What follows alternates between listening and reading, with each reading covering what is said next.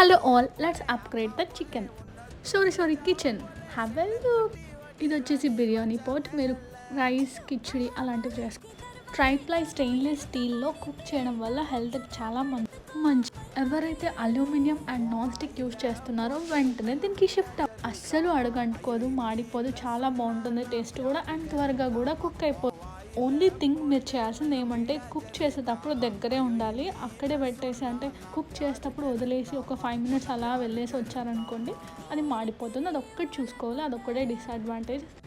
ఇది వచ్చేసి first time నేను నాన్ స్టిక్ కడాయి అదేంటి నాన్ స్టిక్ తీసుకోకూడదని చెప్పి అలా తీసుకున్నారేంటి అని అనుకో.